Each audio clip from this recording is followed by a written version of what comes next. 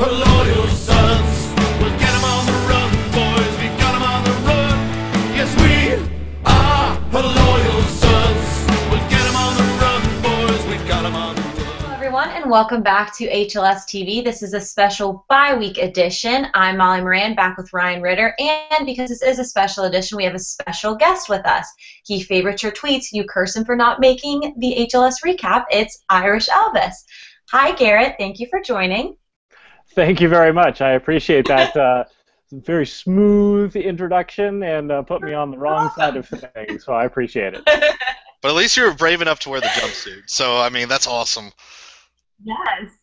Yes. I mean, he looks exactly like his avatar. It is a crying shame that Google has not developed smell technology, because this jumpsuit has definitely been washed since I wore it to run the Shamrock Series 5K. That's good, because I was up for debate. So Mrs. Elvis Yep. is actually in the vicinity right now. Yeah, Mrs. Irish Elvis has opted to stay in the green room far, far away. So. Okay, so that's on that note. Okay, let's get started. So we will start today by talking about this past week's games and the TCB, the poll, and it was kind of a crazy week. No Notre Dame football, but plenty of stuff going on in the football world. So who wants to jump in first? Well, I can go ahead and get started here and talk about sort of the thing that I guess kicked off. Football fun included, with my fellow college football Elvi, with the playoff selection committee starting this fall. There is a panel of 13 folks who are going to be deciding the top 4 teams for college football for the playoff. 1 and 4 will play each other, 2 and 3 play each other, and then the winners will play for the national championship. So in the off season, I got together via email and Twitter with Hawkeye Elvis, LSU Elvis, and Auburn Elvis, and said, well, if there is a playoff selection committee to discuss the preeminent college football teams, the Elvi should be the ones to sort of do that. So with HLS blessing, we kind of take some temperatures weekly on sort of the college football standings. The most recent poll that we put out on Tuesday had the top 4 teams: Oregon, Florida State, Alabama, and Oklahoma. So that was obviously before Saturday's games, and I would imagine that those will switch a little bit. At least my ranking of 4 will probably switch. But wanted to maybe ask you guys, even though you're not playing the part of any Elvis contingent here, what you guys thought of the weekend's games, or who you maybe think is the 4 best teams in college football after this week's play.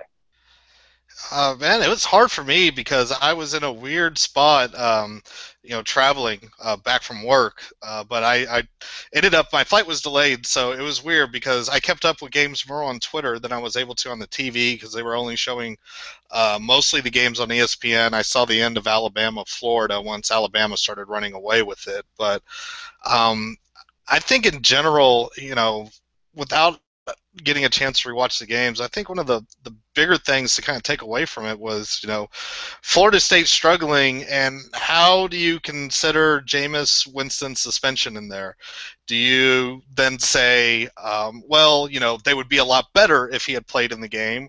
Or do you think, it doesn't matter, we should only consider the results in the field, or maybe even consider that he could get suspended again for whatever reason, and maybe does that influence? So personally, I'm more of the results in the field should mirror the standings, so I would probably knock Florida State down maybe a peg or 2. And really, I didn't get to catch the rest of the Oregon game, so I'm actually unaware of how that ended, to be honest with you. It's been a busy day for me. But really, it's one of those things where I think you can knock Florida State down, and until somebody else loses on the field, I mean, I kind of am one of those to where, only punish somebody if they lose. So, Molly, what do you think about that? Yeah, I mean, I think I also didn't get to watch a lot of the games, so I was going to say my comment was definitely about Florida State because I thought they struggled a little bit. As far as the Jameis Winston thing goes, I mean, a suspension to me is almost, it's just so what if, because to me it's almost like an injury. Like, what if a quarterback's injured? Are you supposed to sit there and go, well, if he wasn't injured, would they be better? So it's like kind of like he's not there, so he's not there. Too bad, that's how it goes, as how I feel. I don't really know that you can, like, I don't know how you're supposed to figure that out. But, yeah, I didn't get to watch too many games, but I kind of agree. I mean, I think they should get knocked down a peg or two, but I think the standings are just going to continue to be shuffled a little bit because if you're undefeated, regardless of how your performance was, because there's still teams that have lost once or twice. So, I don't know. Those are my intelligent standing comments. Yeah. So what about insight from the Elvi? Where do you stand on that? I would hope that you were able to watch a lot more than we were. We're not any help at all this week. Exactly. Yeah. I watched Florida State. That's it. No, it was good. I think it was encouraging as a Notre Dame fan that Florida State, at least without Jameis Winston, looked really fallible. And there are a lot of teams that have flaws, both offensively and defensively, but I didn't think that Clemson necessarily has more firepower on both sides of the ball than Notre Dame does. Now, that also, requires or will require on October 18th Notre Dame to be executing at a pretty high level to meet or exceed what we saw from Clemson. But everybody has flaws. And I think, at least where we are at this point in the season, there are still enough undefeated teams where finding 4 undefeated teams, at least to my perspective, I think that being undefeated is going to take precedence. So I think the real hard work for the committee as I started this and as I start seeing my fellow Elvi sort of weighing in on their perspectives of college football, the real hard work is going to be what happens when you compare an undefeated team against a one-loss team, and how that's going to square off. And I think we'll be talking about strength of schedule a little bit later, and we can kind of circle back to that question. But that'll be a good one to sort of keep in mind as the season goes along. Yeah, and I think one team, and the strength of schedule topic that comes to mind was one I actually was able to watch. It was on at the bar I was at, was BYU. Widely considered a very strong favorite to remain undefeated, mostly because their strength of schedule's weak. I know Marshall is another one who has an even weaker strength of schedule that people may consider that they go undefeated. So you think maybe that strength of schedule comes in more after the dust settles, just kind of see where it all goes, and right now it's kind of noise? Is that more or less where you're standing? Yeah, I don't know what you guys think. To me, polls really don't mean anything until October. I feel like the top 25 ranking in the month of September still has too much left over from preseason rankings, hype, weaker opponents, out of conference scheduling, just kind of these random things that can happen. Preseason suspensions that happen. Somebody gets suspended for doing something foolish in the off season, so they don't get to play against the Division II team, or those sorts of things. And so I think once you really start getting into the meat and potatoes of a schedule, it starts in October. So I'm really excited about the next couple 3 weeks of college football to sort of really start to shake out who is premier and elite, and then who is really going to have some troubles as the season wears on. Yeah, it's definitely early. That's for sure. And you said my stance on BYU and Marshall, even if they do go undefeated, I think at that point you are able to take a look back at the bigger picture. Right now it's still kind of early, and really BYU, they struggled a little bit at the start of the Virginia game, from what I saw, and they eventually made it look not close by the end of it. But yeah, I'd say at the end of the season, that's probably a good time to be able to take a look back at those things, because there's still so many unknowns. I mean, Notre Dame, the way Michigan played, you can even say Notre Dame really hasn't even played anybody yet. I think it's a very fair statement. And Syracuse doesn't exactly strike fear into anybody's heart right now, I think, as well. Yeah, well, let's go ahead and jump into strength of schedule. since I know we've kind of touched on this, we had some folks write in using the hashtag #AskHLSTV, and let's go ahead and talk about strength of schedule. Do you think that Notre Dame fans should cheer for a stronger strength of schedule, or cheering for our opponents to win? What is your take on all that? Yeah, this was something brought up by Subway Sprout, formerly of the Subway Alumni Show. A guy I actually got to have some beers with while I was in Portland this week, so that was nice. But yeah, he brought this up, and it was spurred by another comment of that I actually agreed with, and saying, I'm not cheering for our opponents, and I want them all to lose. And then when Notre Dame plays them, I want Notre Dame to beat them. And I was like, yeah, amen to that. I'm not really worried. And I think from my perspective, that more comes from the fact that I know our schedule's strong without a whole lot of help, for lack of a better term. Even though Michigan's faltering right now, and they seem to be on an incredible downward spiral, Stanford's still going to be good. Even if FSU has 1 or 2 losses by the time they play them, that's still going to be considered a good team. And obviously USC, even though they're even with the loss to Boston College, that's still a very dangerous team. They're not going to be considered some kind of crappy filler. So from my perspective, I guess I'm sort of used to strength of schedule being one of those things that I guess I take for granted as a Notre Dame fan.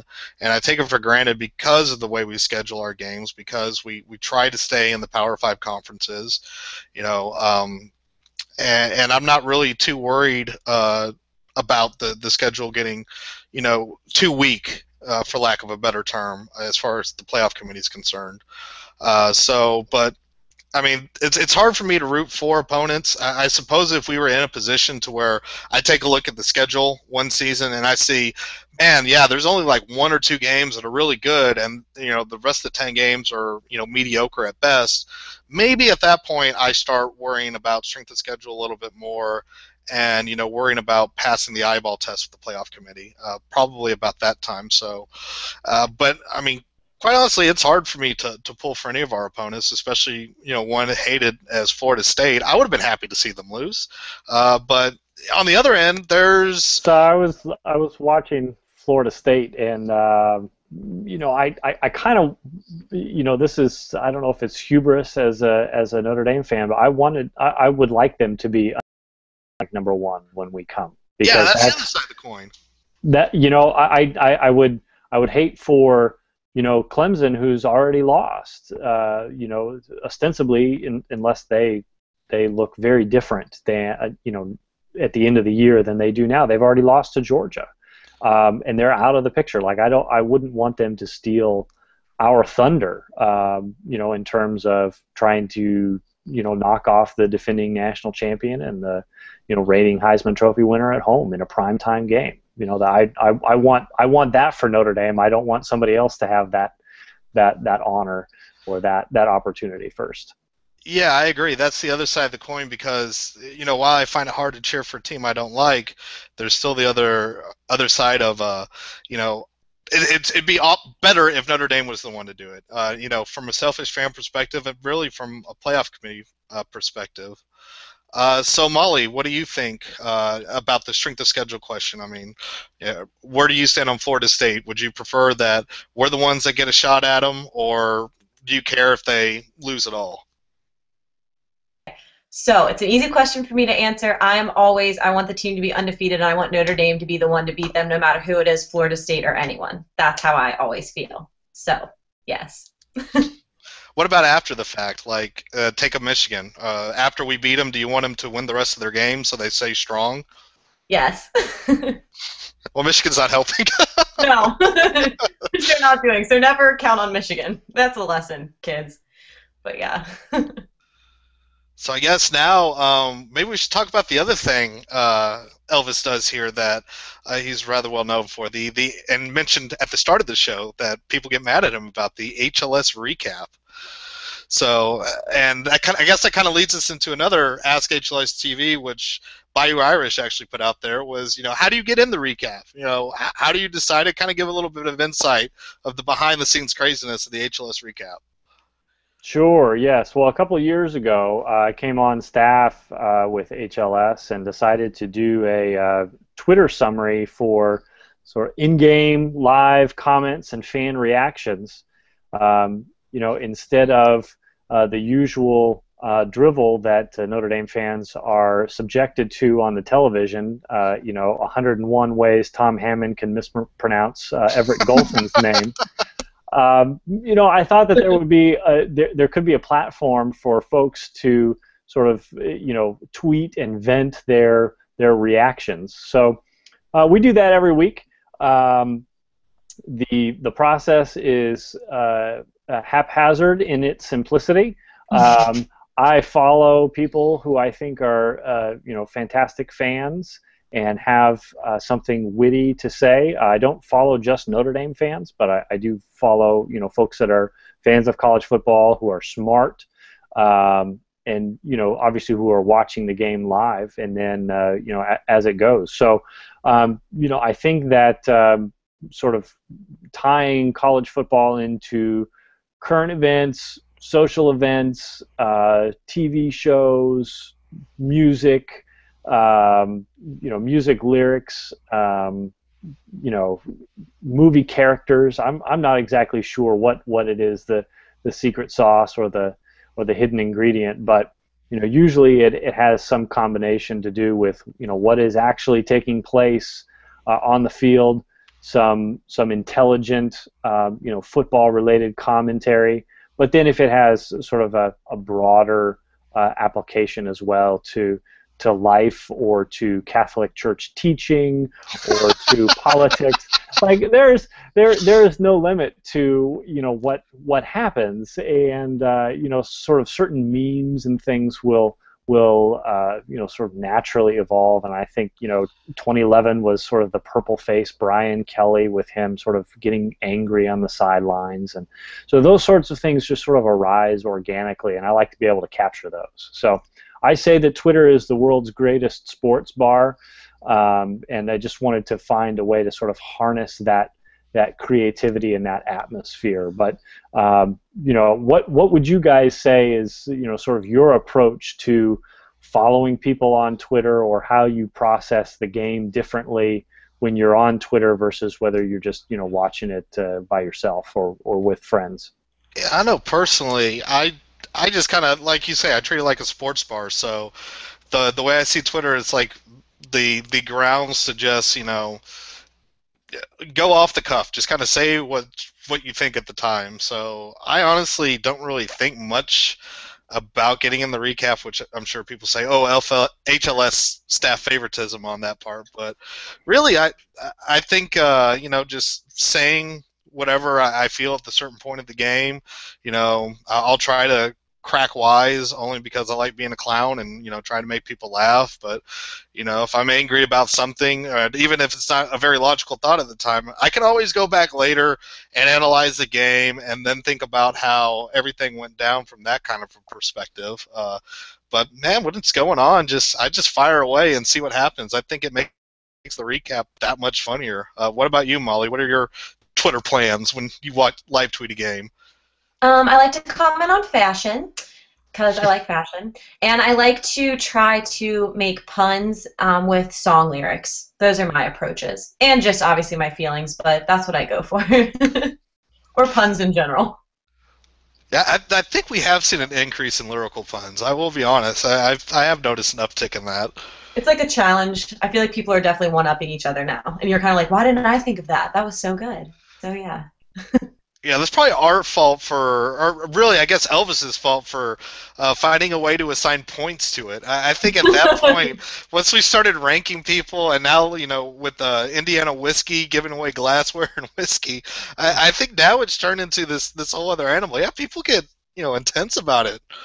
It is. I am surprised and shocked that a made-up competition on the internet for arbitrarily assigned values has sort of morphed into this juggernaut where I am being accused of blatant homerism and ignorance and all manner of things. So, but yes, I suppose to be a good company man, I should I should mention our partnership with Indiana Whiskey, that they are giving away whiskey glasses and a bottle of whiskey if you are sort of the most featured article or most featured author in her loyal son's HLS recap every week. So look for that. I know folks have been the winners for the first couple weeks have been tweeting out pictures of bar glasses and shot glasses. So more to come with that.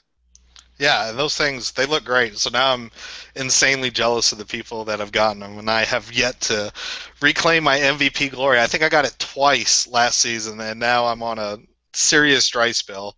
Oh, man. I've never been MVP. I need to step it up. Yeah, no, see, exactly. That's the thing. Everybody's like, I need to step up my Twitter game. It's so funny. We have really made this into some so I know. weird. I mean, I need to watch the game, but I also need to be clever in watching the game. It's like it's a monster. I love it, though. I mean, I know, I do too. it adds such another layer because, and the sports bar analogy is so great because it's like we have all these crazy strangers that are around, watching the game, and all of a sudden now we like know each other because of our recap snark. It's amazing. So, Well, I mean, I was just going to say, it says something like when, I'm going to see a game live and I'm excited, but at the same time I'm like, oh, darn, but they don't have, like, good reception. I'm not going to be able to tweet and make the HLS recap. Like, that's kind of sick. Well, yeah, and then you're like, I only have, like, maybe 4 shots to get in, so I need to make these really good. Okay, so we got one more recap question. We got to Bayou Irish's. We have another Ask HLS TV question from @JF Ford, and I'm glad we mentioned Indiana Whiskey because his question to us is exactly how much pregame whiskey do you recommend for maximizing my HLS recap appearances? Well, I think your mileage may vary, and I think that more so than what I recommend is less important than sort of the arc of the game, because I think that Brian Kelly or Everett Golson or Tommy Reese last year or defensive player to be named later, the amount of mental mistakes that occur on the field, it seems sort of influences the mood on Twitter and throughout the Notre Dame fan base, both during the game and after the game. So I would say that your mileage may vary, but I do want to emphasize responsible drinking for everyone. So let's just let's behave and be nice to each other, but enjoy the finer things in life because there are only so many football weekends in the year. I think Molly tweeted out yesterday, which was fantastic, like, "Dear Jesus, I don't thank you enough. Thank you for football." Like That's awesome. How much I love it. Right, like there is just something so simplistic and pure and enjoyable about just watching college football and just enjoying that sort of downtime on the weekend. So I'd say, however you can, make that enjoyable for yourself and your family and friends and those that are around you, so much the better. Yeah, but let's be honest, Dixie Domer kind of got his own section one time for being at an incredible level of drunk to where I think it is the only time in HLS recap history that you included tweets that were not in anything that resembled the English language. Besides him peeing in his fireplace. They were not. They were not. And I have had the pleasure on a couple different occasions to watch a game with Dixie Domer. He is not like that in person in the comfort of his own home, but there was a weather element to that where he's also from Atlanta, and he traveled up last fall for the BYU game, which I think there was snow flurries and wind and everything, and he was severely underdressed. And I think I've mentioned this before, but sort of one of the genesis of HLS recap, I think, was, Ryan, the conversation that was on Twitter back in, it must have been 2010 or 2011, when Poot went to the Maryland game at FedEx Field in Washington, D.C., and he was trying to tweet, like, this was before the existence of HLS recap. And Molly, you're probably too young to be hearing about this, so you need to cover your ears. but because you probably weren't of legal drinking age then. But he was trying to offer coherent analysis of what he was seeing, but there was nothing happening there. It was just a mess. Yeah, I do remember that. And I think when you first sent me a message, I was coming back from a game, but I can't remember which one it was. But, you said it's like, I think there's some gold here if you want this. And I'm like, yeah, throw it up there and let's see what you got. And yeah, it's turned into this because it is cool to, especially when very good things happen, like the Michigan game. It's great to see those reactions after the fact. But this reminds me, you do have I think you tweeted out after every single recap that you have some kind of like form or something people can fill out if you think they missed their genius. Can you explain that?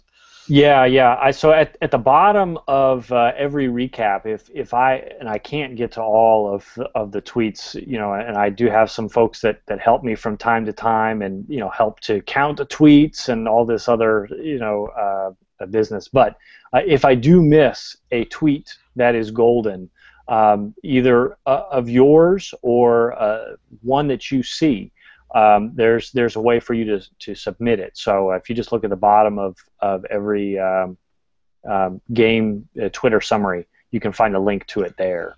So one of the things that I like, and I'll go ahead and transition us here, one of the things that I like about the recap is everyone kind of brings their own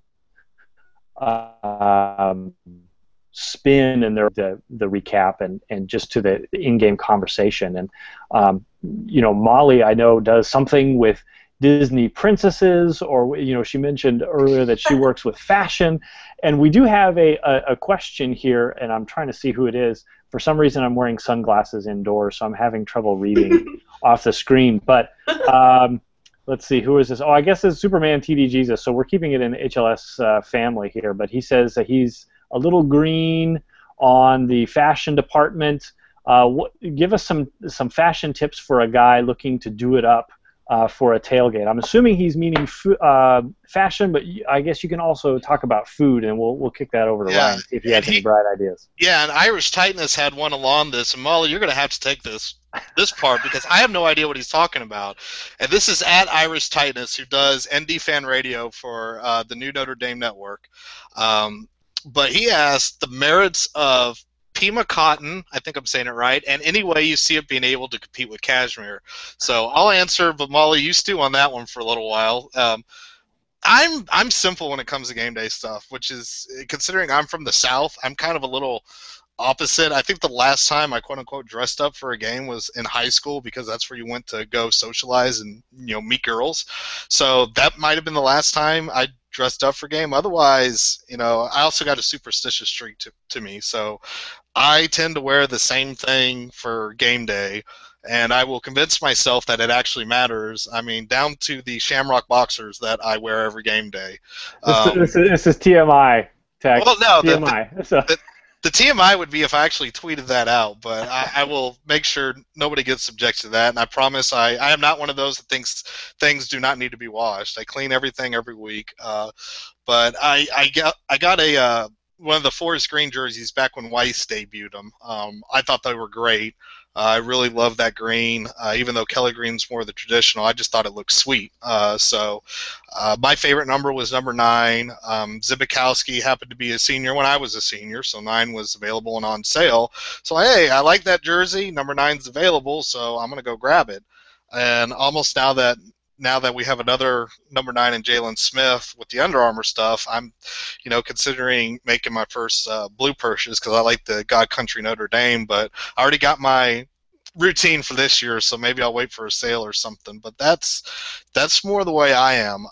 Even if I go to my sister goes to Auburn, so if I'm at one of her games, I just kind of wear a t-shirt. I do it simple. I don't have a jumpsuit like you do, Elvis, or I saw a picture of you in a bow tie. So I mean, how do you do? Where you do it up nice, go casual? What's your idea as far as that goes? Yeah, I'm a recent convert, living in the South here, but I've sort of embraced the the jumpsuit hasn't really made many football game appearances, but the the prospect of a night game, sort of in this neutral site where the team was wearing zany uniforms, I figured, you know what? We had some conversation beforehand about dressing up for a night game. Some people were at the suite level and were wanting to kind of do it up nice, and that was not where our seats were.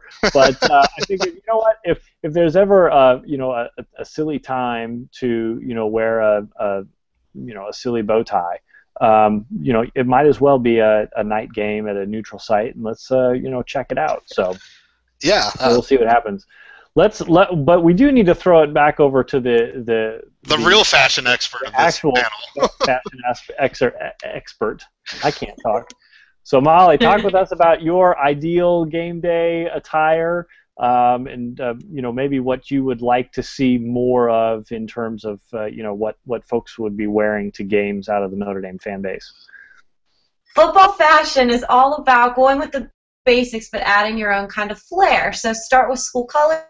Start with the jersey. Nothing wrong with the jersey, but you kind of have to add like your own spin on things. So I like sparkle.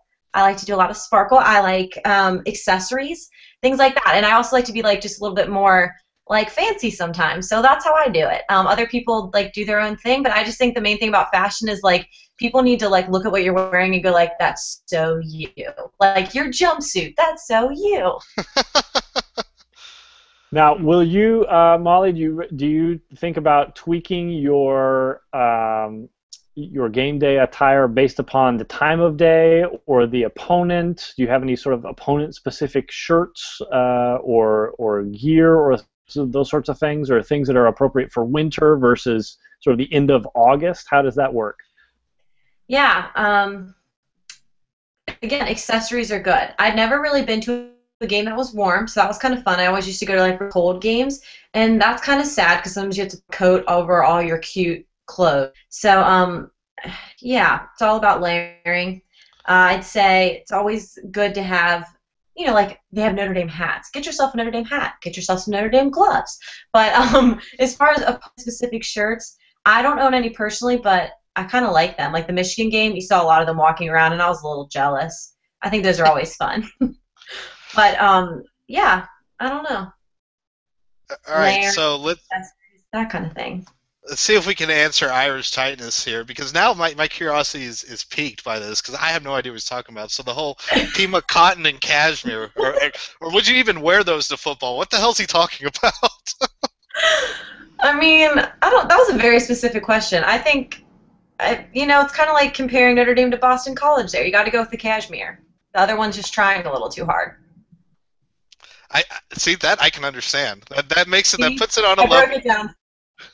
Yeah, that puts it at a level that I get.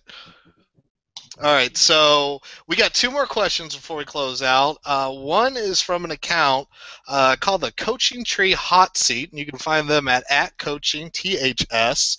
A very interesting one. If Notre Dame didn't beat Michigan, would Coach Brian Kelly be on the hot seat? Molly, what do you think? Actually, on the hot seat, like, legitimately, no, but, like, by the fans, yes, which I know it's like, are those the same thing? But, I mean, I don't think you would actually legit be in danger of being fired or anything, but the fans, I think, would have been upset just because that would have been a long time to remember that loss without having to play Michigan the next time. So, yes, but no, if that makes sense. What about you, Elvis? What do you think on that one? Would that have landed BK on the hot seat? Well, I think yes, but mostly because I think that the arc of the season would have changed. Like, I think that if Notre Dame had lost to Michigan, then I think you can also chalk up future wins or future losses, rather, to fans would just start penciling in losses. Pencil in a loss to Stanford, to Florida State, to USC, and all of a sudden you're looking at only a 7 or 8 win season with Everett Golson coming back and a lot of the tools that we have seen on defense. So I think that not necessarily the game in and of itself, but just the quality of competition that we would not be able to beat. I think the the back end of our schedule is a lot more difficult. So what do you think, Ryan? Yeah, that's more or less where I was. I don't really think losing, and it probably would have depended on how we lost to Michigan. I think there's various degrees of levels of hot seatness he would have been put on. Yeah. Flip the scoreboard. Had it been 31-0, there's a little bit more than slight anger and concern. There's a lot of it because then it's, Brady Hoke kind of owns, Kelly, and are we noticing a glass ceiling? I definitely think it would have completely morphed the way we thought about this season. But that game alone, I don't think would have been enough. I do think because we won and in the fashion in which we won, gave us a lot more hope for the season. But I think there's a long way to go. But, I could definitely see to where that would be the start of fans really trying to focus and pay a little bit more attention and maybe nitpick a little bit more. Should Kelly have lost that game? Should Kelly have been, defeated by Hoke, only beat him once, and probably what's going to be Hoke's tenure at Michigan? I think more questions would have come about. I think that's a safe thing to assume. All right, so the final question we have comes from @Okerland. And he has a question that is, will walk-ons Javeri Bussell and Malar Bacardi be added to the team over the weekend? And I think that is a very veiled way of saying, do you think maybe the football team's getting a little pissed off about the way this investigation with the Academic Five are going right now? What do you think, Elvis? Too long? Is this expected from Notre Dame? Where are you at with that? Yeah, I think the answer is yes to both. It's expected from Notre Dame in terms of things take 3 times as long as they should. But I do think it is a little bit long. I know that if I was a regular student, I probably wouldn't be being held out of extracurricular activities the way that the 5 football players are. But just to have that kind of lingering over, the first half of your fall semester. Just doesn't seem exactly right. So I'm hopeful that the bye week and everything else, I realize that, the timing and the way that things broke, before classes got started with the whole student honor review committee that they, had to wait till classes were back in session, and sort of the original hubbub sort of popped up before students were back. But It's been a while. It's been long enough. I don't think that Notre Dame is necessarily delaying their investigation. I just feel like the process is laborious and slow, which is, you have to endure some sort of some manner of bureaucracy. Molly, what do you think about the 5 people? Are the 5 players that are being held out here? Do you think this has gone long enough? When do you think we'll see resolution? It's kind of a loaded question because I think as fans we think it's been plenty long enough, but at the same time I don't know the intricacies of what they're looking at. So I think they should have it decided by now, but I don't know what exactly they're looking at. And I hope to hear soon. That's as much as I can say. But I do think that affecting some other things in the football world, personally, the way other things are being handled right now, it would seem. So, because if they're being this thorough with something like this, I think other teams are thinking that they need to be a little bit more thorough with their players. Yeah, I'm kind of more possible happenings. I think this week I was more thinking, yeah, this is taking too long, but the more I started to think about it, the more I worry of how long does this go back and how many people are involved. And I don't mean to say that there's more football players involved. I'm positive they found that it's 5 football players at most, and there's always been rumors that it's not all 5, it's only part of them. But what concerns me more is possibly, are they taking more time because it involves more students, more time? Because, I mean, if you take Everett Golson, I mean, that was pretty quick. But I think his case was more cut and dry. I think it was, they knew that, according to all rumors and whatnot, that, he cheated on some paper or some tests.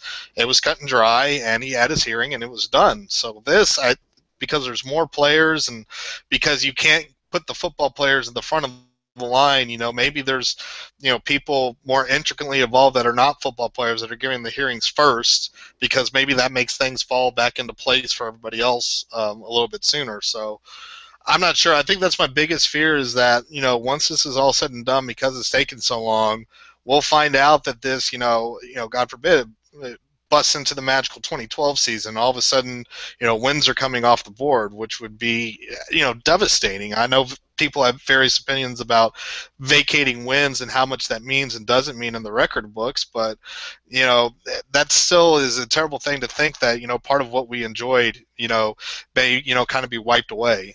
That's my biggest concern, I think, at this point. So, I think that's, I'm checking my list. I think that's actually all the Ask HLS TV questions that we had for this week. So appreciate everybody that chimed in on Twitter to ask these. We may do this. We have another bye, so we may do it for a bye. We may mix it into our regular episodes. So I'm not sure. We're still kind of figuring out the format and what works best here, but definitely thank you for everybody that participated, and all the Twitter accounts that we mentioned. Go follow them, and a lot of these people appear on the HLS recap, so make sure you always check that out.